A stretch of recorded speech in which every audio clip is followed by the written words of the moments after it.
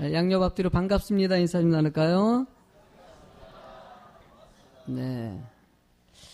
어린이를 안수하시고 축복하신 예수님이라는 제목을 가지고 말씀을 전하도록 하겠습니다. 오늘 어린이 주일입니다. 이 어린이 주일 설교를 준비하면서 본문의 말씀 중에서 16절 말씀이 너무나 마음 따뜻하게 다가오더라고요. 한번 같이 읽어보실래요? 16절의 말씀을. 그 어린 아이를 안고 그들 위에 안수하시고 축복하시니라 라고 얘기합니다. 참 이 그림이 어떻게 그려집니까? 예수님께서 아기를 안으시고 그 아기 위에 축복하는 모습이에요.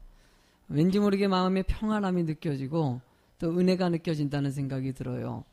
하나님은 그 당시에도 아이들이 축복 가운데 잘 자라서 훌륭한 사람이 되길 원하신 것 같이 지금도 하나님 이 땅의 모든 아이들이 은혜 가운데 잘 자라나길 원하십니다. 저는 행복회라든지 목사님들과 목회적인 얘기를 할 때 이런 얘기를 합니다. 이제 앞으로 교회가 더 부흥성장하기 위해서 꼭 놓치지 말아야 될 것이 있다면 아이들을 가리키는 것이다. 아이들에게 투자하는 것이다 라는 얘기를 자주 해줍니다.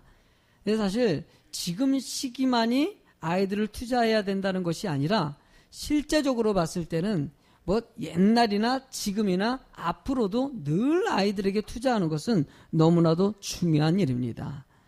우리나라가 어떤 나라입니까? 어린이날 1923년도에 이 어린이날이라는 것이 만들어졌어요. 그리고 1948년도에 이 정부가 수립되면서부터 어린이날을 공휴일로 만들었어요. 알다시피 우리나라 같은 경우는요, 옛날에 조선시대 같은 경우는 옛날에는 아이들에 대해서는 그렇게 관심 있는 나라가 아니었어요. 근데 이 기독교적인 영향력이 들어오면서 아이들에게 관심도 생기고 사랑하는 마음을 갖다가 잘 심어줘서 어린이날도 만들어지고 또 어린이날을 통해 공휴일까지 하면서 그날만큼은 아이들을 위해서 축복해주라고 얘기하지 않았습니까? 여러분들 우리나라는 그런 은혜 가운데 있는 나라이고 그런 아이들을 사랑하는 나라가 이미 이제 되고 있어요. 그러나 현실적으로 봤을 땐 그렇게 아이들을 사랑하고 아이들이 행복하고 이러지는 못하는 것이 이 조사를 통해서 좀 증명되는 것이 있습니다. 여러분들 OECD 국가 중에서 아이들의 행복 지수를 갖다가 체크해 봤더니만은 스페인이라는 나라는 113.6%를 차지한다고 합니다. 퍼센트의 점입니다. 그리스 같은 경우는 112.5점이라고 합니다.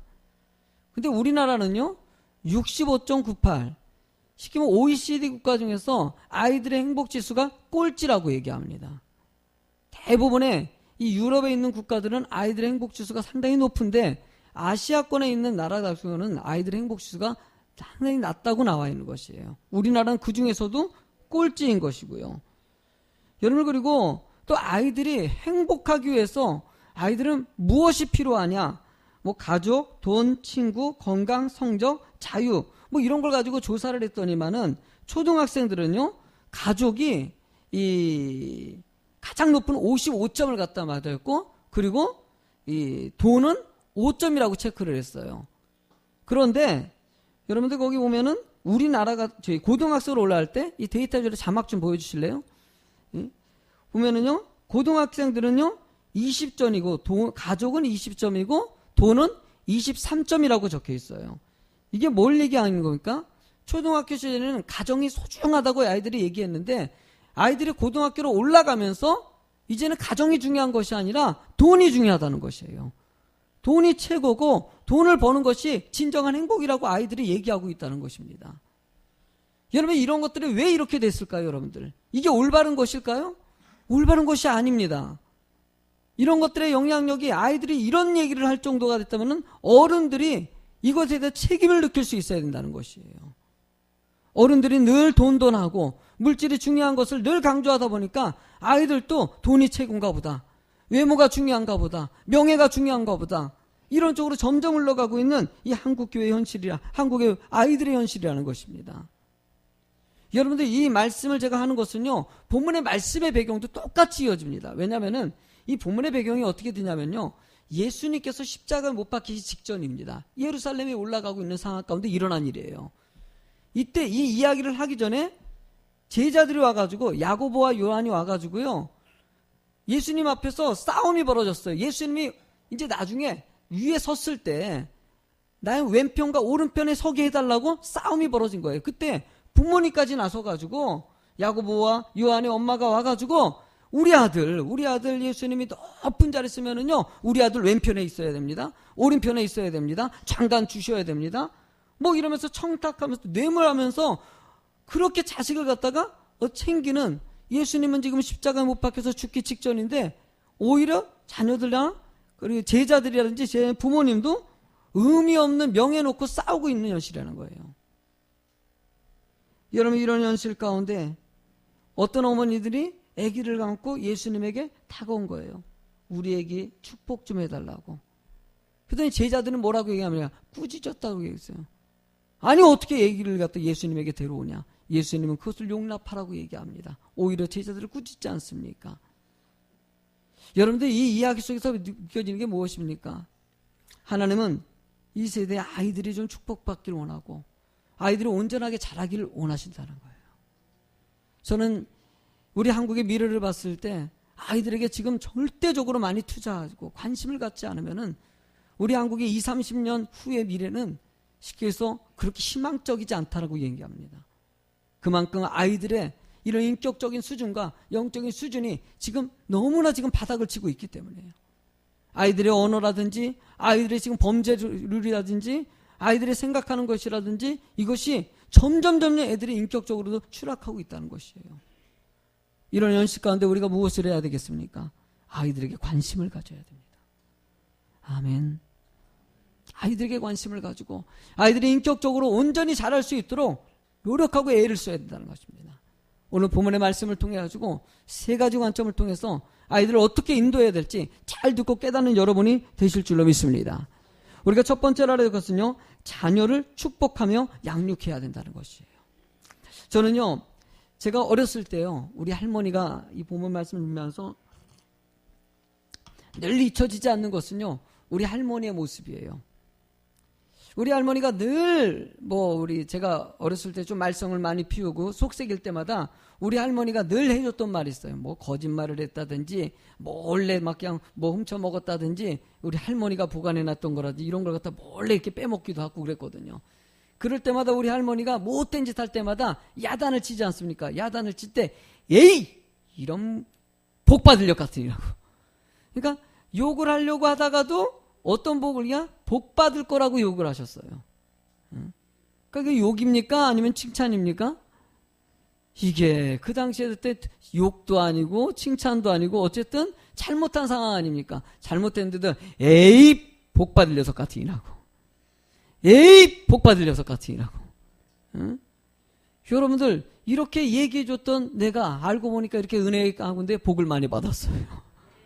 참 은혜 가운데 우리 형제들도 오남매인데요, 참 잘 살아요. 은혜 가운데요. 왜냐면은 우리 할머니에게 늘 못된 짓 할 때마다 에이 복 받을 녀석 같으니라고. 이래도 복 받고 저래도 복 받고 늘 축복을 갖다 우리 할머니가 빌어 주셨다는 것이에요. 여러분, 말에는 큰 힘을 발휘합니다. 왜냐하면 세상을 창조할 때 여러분들 빛이 있으라 라고 했더니 빛이 만들어졌어요. 말에 긍정적으로 말하는 것에는 그 영향력이 나타나더라는 것이에요. 여러분, 가네스 바네아 사건이 얼마나 시사하는 바가 큽니까? 이스라엘 백성들이 가나안 땅에 들어가기 직전에 요단강 앞에 서 있습니다. 이제 그 땅에 들어가가지고 이제 그 땅을 차지하기 직전이에요.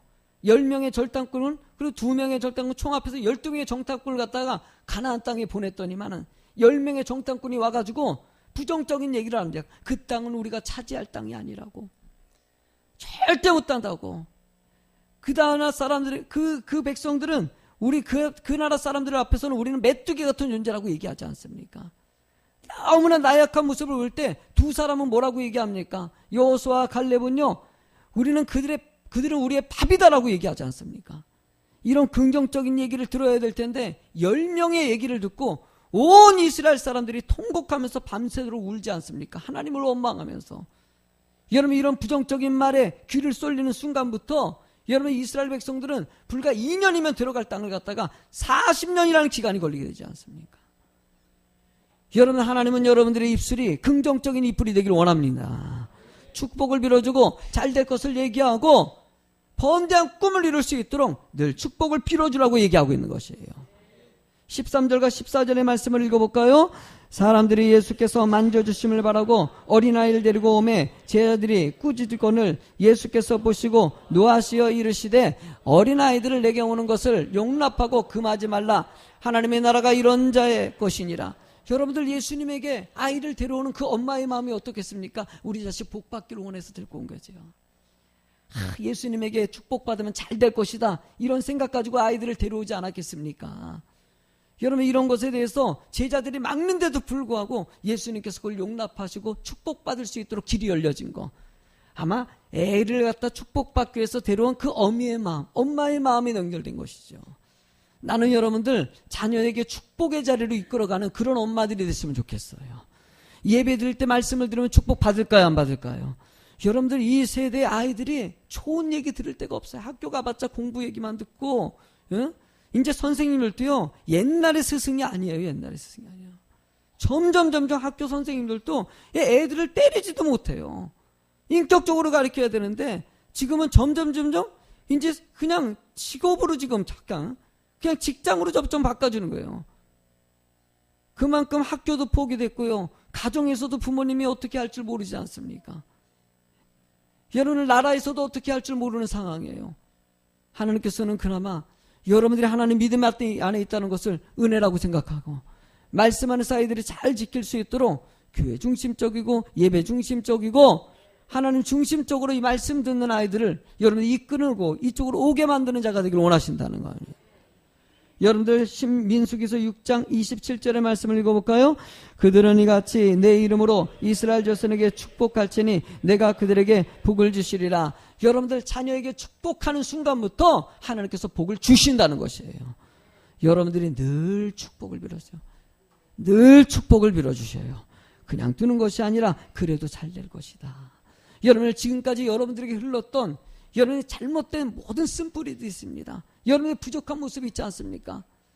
여러분들의 이 거짓된 모습들이 있지 않습니까? 이것들이 자녀들에게 흘러가길 원하십니까? 안 그럴 것이에요. 여러분 때에서 딱 끊어지고요, 이제는 축복의 삶으로 아이들이 이어져 가야 되는 것이에요.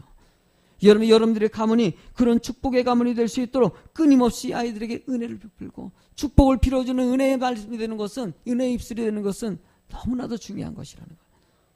예수님께서요 70명의 전도대를 파송하면서 가는 집집마다 평안을 빌고 축복해 주라고 얘기했어요. 그러면서 예수님께서 또 뭐라고 얘기합니까? 그 축복을 받지 않는다면 그 축복이 내 축복이 되라고 얘기해요. 내 축복이 된다고 얘기했어요. 그러면 여러분들 가는 데마다 축복을 빌어줘가지고 그 상대방이 안 받으면 그 축복이 누구 축복 된다? 내 축복 된다. 그럼 빌어줘야 될까, 안 빌어줘야 될까? 여러분들 자식들에게도 빌어주고 믿지 않는 사람들에게도 축복을 빌어주는 여러분이 되실 줄로 믿습니다. 그래도 축복해주고 또 축복해주고 아멘 할 때까지 계속 축복할지어다. 만나는 사람마다 하나님의 말씀 안에 축복을 빌어주십시오. 우리가 두 번째로 할 것은요, 말씀을 잘 가르쳐야 된다는 것이에요. 축복의 말씀을 잘 가르쳐야 되는 거예요. 신명기서 6장 7절 말씀을 읽어볼까요? 내 자녀에게 부지런히 가르치며 집에 앉았을 때든지 길을 갈 때든지 누워있을 때든지 일어날 때든지 이 말씀을 강론할 것이며 라고 얘기합니다. 끊임없이 말씀으로 잘 가르치고 이끌라고 모세가 얘기하는 거예요. 모세가 40년 동안 이스라엘 백성들을 이끌고 이제 가나안 땅에 자기는 못 들어가요. 많은 백성들에게 너희들이 마지막으로 당부할 것이 있다면 말씀을 잘 가르치라. 말씀을 잘 가르쳐가지고 그들이 기업이 되게 만들라고 얘기하고 있다는 거예요. 저는요, 어렸을 때 초등학교 시절에 이 주일학교 우리 어머님이 늘 말씀으로 해준, 그리고 그때 불렀던 아름다운 찬양이 떠올라요. 그 찬양이 뭐냐면은요, 나의 사랑하는 책 비록 헤어졌으나. 이 찬양 아시는? 나의 사랑하는 책 비록 헤어졌으나 어머님의 무릎 위에 앉아서 재미있게 듣던 말 그때 일을 지금도 내가 잊지 않고. 아멘. 귀하고 귀하다 우리 어머니가 들려주시던 재미있게 듣던 말 이 책 중에 있으니 이 성경 심히 사랑합니다. 아멘. 네, 우리 어머니께서 늘 이렇게 불러주시고 가르쳐줬던 그 말씀, 여러분들 이 찬양 부를 때마다 왠지 옛날에 초등학교 때는 참 많이 불렀어요. 근데 요즘에는 참 이게 많이 안 불러요. 왜 안 부를까 생각했더니 이렇게 자녀들을 정말 품에 안고 말씀으로 가르치는 부모들이 점점 없다는 것이에요. 그걸 느낄 수 있는 환경이 아니라는 것이에요. 여러분들 이 15절 말씀을 읽어볼까요? 내가 진실로 너에게 이르노니 누구든지 하나님의 나라를 어린아이같이 받들지 않은 자는 결단코 그곳에 들어가지 못하리라 하시고, 예수님 같은 경우는 지금 이 아이를 비유를 들어가지고 제자들을 가르치지 않습니까? 그러니까 예수님은요, 제자 가르치는데 목숨을 건 분이에요. 뭔가 조건만 되면은 끊임없이 그걸 통해서 제자들을 가르치고 애쓰는 모습같이 여러분들도요, 이 자녀들을 뿐만이 아니라 주변에 있는 모든 사람들에게 말씀을 가르쳐가지고 이 땅이 좀 하나님 은혜 가운데 온전해질 수 있도록 좀 애쓰고 노력하라는 것입니다. 디모데후서 3장 16절을 읽어볼까요?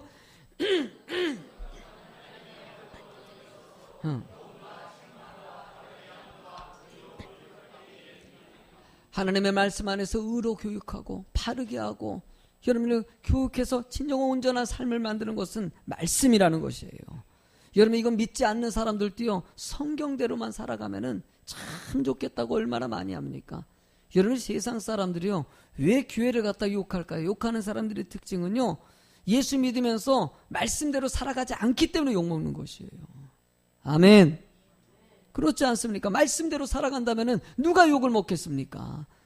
서로 용서하고 품어주고 이해하고 정직하게 살고, 여러분 이렇게 살아간다면 얼마나 큰 은혜냐 이거죠. 여기서 왜 아이들의 비유를 불어가지고 예수님께서 얘기했겠습니까? 애들의 모습이 얼마나 순진합니까? 얼마나 정직합니까? 애들은요, 조금만 얘기하면 정직하게 속 얘기를 다 해요. 응? 어른들은 이렇게 머리 생각하고 이렇게 판단하고 그러죠. 애들은요, 조금만 울면은요, 뭔가 문제가 생겨가지고 울잖아요. 우리 지난번에도 이 하결이 같은 경우도 다 갑자기 막 엄청 우는 거예요. 보니까는 누군가 형들이 때렸어요, 지금요.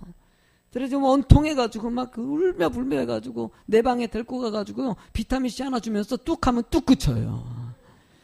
아주 간단해요. 얼마나 애들이 순진해요. 어른들은요, 한번 뭐 힘든 일 생기고 시험 들면은요, 이거 엄청 어려워요. 비타민C 하나 주면 딱 해결됐으면 좋겠는데, 비타민C 딱 하나 주면은 그냥 아이고 그냥 딱 끝나고 아멘 하고 딱 그래. 근데 개썩은 비타민C는커녕 뭘 해줘도 이게 마음 풀리지가 않아가지고 힘들어하는 사람들 얼마나 많이 있습니까? 그만큼 여러분들 마음에 힘든 게 많이 쌓여있기 때문이죠. 너무나 많은 것으로 가르치다 보니까 생각이 많아져서 그런 거예요. 여러분들 이럴 때마다 아이들 같이 비울 줄로 믿습니다. 내려놓고 비우고 그냥 아이들 같이 그러려니 하고 받아주고 은혜 가운데 살아간다면 여러분들 그렇게 힘든 문제 많지 않다는 것이에요. 여러분들 아이들에게 이런 모습들을 가르치는 여러분이 꼭 되셨으면 좋겠어요. 여러분들 이 사무엘에게는 기도하는 한나가 있지 않았습니까? 간절히 자식을 위해서 기도하는 이 한나 엄마의 모습이 있지 않습니까? 어거스틴 얼마나 속을 새겼습니까? 그렇게 방탕한 인생을 살았는데도 불구하고 훌륭한 모니카라는 그 엄마의 모습이 있어가지고 그가 회복되어서 축복의 사람, 영향력 미치는 믿음의 사람이 되지 않습니까? 여러분들 웨슬레 목사님 너무나 훌륭한 인물 아닙니까? 시대를 변화를 이끌었던 사람인데도 그 사람 뒤에는요, 수산나라는 훌륭한 엄마가 있었어요. 여러분들 수산나 엄마 같은 경우는 자녀를 양육시킬 때 얼마나 강력하게 했는지 몰라요. 조금이라도 하나님 말씀 안에 포부리켜하면 야단치고 아주 책망하고 그렇게 썼는데, 요즘 같은 경우는 자식들을 야단을 못 쳐요. 야단을 너무나 약해졌어요. 정신적으로도 얼마나 약해졌는지 몰라요. 옛날 같은 경우 우리 아버지 같은 경우 밥상머리에서 조금만 잘못하면은 그냥 두들겨 맞거든요. 나가! 그러고요 그냥. 제가 우리 집에 부모님에 보면은요, 엄마 할머니는 하나님을 믿었고요, 아빠는 하나님을 믿지 않았어요. 우리 아버지는요, 언행이 이렇게 축복을 빌어주는 스타일은 아니었어요. 뭐 말 못하면 나가 죽어! 그러고요. 막 이렇게 얘기하고 막 그러는데, 근데 우리 엄마, 할아버지, 할머니는, 할머니 같은 경우는 아까 얘기한 것 같이 에이 복 받을 녀석하고, 엄마는 늘 좀 온유하셨어요. 엄마는 정말 착하셨어요. 그래서 늘 힘내라. 그 아빠한테 그러면 안 돼. 그러다가도 가끔 가다가 한 번씩 내가 한번 매든다. 그러면 그때부터 조용하죠. 조용하신 분이 한번 그러면요, 그냥 아주 그냥 말 얼마나 잘 들었는지 몰라요. 근데 오늘 2대1이었어요. 그래서 축복을 많이 받은 거예요. 믿는 사람이 많이 있어야 돼, 하여튼가. 예? 여러분들, 하나님 은혜 가운데서 그래도 축복을 빌어주고, 또 때로는 강력하게 잘못됐을 때는 야단도 치고, 밥상머리에서 그냥 뭐 숟가락 날라오고 그냥 어디 버르장머리 없이. 요즘에는요, 애들도요, 막 엄마가 너무나 해줘요, 다. 학교에서 그냥 청소도 다 가서 해주기도 하고, 너무나 다 편의를 제공하니까 애들이 관계를 갖다가 배우지를 못하는 것이에요. 힘든 건 좀 이겨낼 수 있는 관계도 배워야 되는데, 이런 것도 못 배우는 경우가 얼마나 많이 있습니까? 세 번째로 얘기해주고 싶은 것은요, 바로 좋은 인격을 좀 가르쳐야 된다는 것이에요. 말씀에 실천할 수 있는 사람. 응? 여러분들, 이 사회를 보면서 얘가 느끼는 게, 지금 국회의원이라든지 정치인들 보면은요, 얼마나 똑똑합니까? 그렇게 똑똑한 사람들이 지금 사회에서 하는 것은요, 거짓말이고요, 뇌물 받고요. 여러분, 이런 사건이 여기서 끝날 것 같습니까? 해마다 대통령도 이런 일 때문에 힘들어하는 일을 보면서도 불구하고 그 다음에 또 터집니다. 며칠 있으면 또 터집니다. 여러분들, 이번에 사건이 아주 얼마나 큽니까? 성한종 씨가 다 드러내가지고 난리가 아니지 않습니까? 그러면은 정치인들이 아이고 이제는 하지 말아야지. 내년에 안 터질 것 같아? 터질 것 같아요? 또 터질까요? 내가 예언하고는데 분위기로 봤을 때 또 터집니다. 뇌물 사건 또 일어나요. 여러분들, 이 사실이 왜 일어나겠습니까? 여러분, 애들이요, 공부만 하는 것이에요. 서울대, 연대, 고대 훌륭하지 않습니까? 공부하다 보니까는 애들이 공부만 파다 보니까 관계성을 놓친 것이에요. 진정한 사랑을 갖다가 배우지 못한 것이에요. 국회의원들이 정말 국민을 사랑한다면 그런 행동 할까요, 안 할까요? 1억을 받고 3천만 원을 받고 그럴 수 있을까요? 절대 못합니다. 사랑하면 안 해요. 말씀으로 제대로 자랐다면은요, 그들은 절대 그런 행동 안 한다는 것이에요. 그냥 똑똑하기만 하니까는 그 똑똑한 머리로 어떻게 하면 속이고 어떻게 하면 거짓말하고, 지금 정치인들 가운데 돌아가는 것은요, 얼마만큼 감추는 게 능력이라는 거예요. 그 좋은 머리 가지고 어떻게 하면 그냥 돈을 갖다 뇌물을 받을까, 그거 연구하고 있지 않습니까? 여러분, 이게 무슨 책임이겠습니까? 어쩌면 우리들의 책임이 될 수 있다는 것이에요. 여러분, 아둘람 공동체라고 아십니까? 아둘람 공동체 같은 경우는요, 이 공동체 특징이 있습니다. 왜냐하면은 이 다윗이라는 사람이 이 사울왕에게 쫓겨다니면서 블레셋에서 이 들통이 난 거예요. 그러니까는 다윗은요, 자기 목숨 부지하려고요, 미친 척을 합니다. 에 하면서. 다윗이라는 위대한 인물이. 그래, 미친 척 해가지고 살았어요. 그러가지고 정말 얼마나 비참해집니까? 그렇게 막 그냥 사람들에게 존경받던 사람이 미친 척까지 해야 되는 이 현실. 이런 상황 가운데서 아둘람의 굴 속으로 피신해서 들어왔어요. 그 굴 속에 다른 사람들도 피신해서 들어온 것이에요. 성경의 말씀을 보면 사무엘상 22장 2절을 읽어볼까요? 시작. 환난당한 모든 자와 빚진 모든 자와 마음이 원통한 자가 다 그에게로 모였고, 그는 그들의 우두머리가 되었는데 그와 함께 한 자가 400명가량이었더라 라고 얘기합니다. 여기에 모인 사람들이 뭐었다? 환난당하고 빚진 자고 마음이 원통한 자. 여러분들, 상처받은 사람끼리 모이면 어떤 일이 벌어지니까 똑같이 싸움이 일어납니다. 상처 주는 사람 특징을 보면요, 그 사람 속에 상처가 있어요. 여러분들, 교회 안에서도요, 누군가 좀 함부로 말하고요, 막 그냥 이 좀 부정적으로 얘기하는 사람들 잘 보면은요, 그 속에 그런 부정적인 것 때문에 상처받은 사람들이 있어요. 그렇기 때문에 그러는 것이에요. 그러니까 그 사람은 욕하기 이전에 그분의 내면적인 것을 살펴봐야 돼요. 왜 저 사람은 저 모양이지? 왜 이렇게 부정적이지? 왜 이렇게 안 좋게 얘기하고? 왜 이렇게 덧붙이고? 왜 이렇게 이상하게 얘기하지? 아니요, 그 사람 똑같이 그런 일을 당한 것이에요. 여러분들, 이 아둘람 속에서는요, 얼마나 난리가 났겠습니까?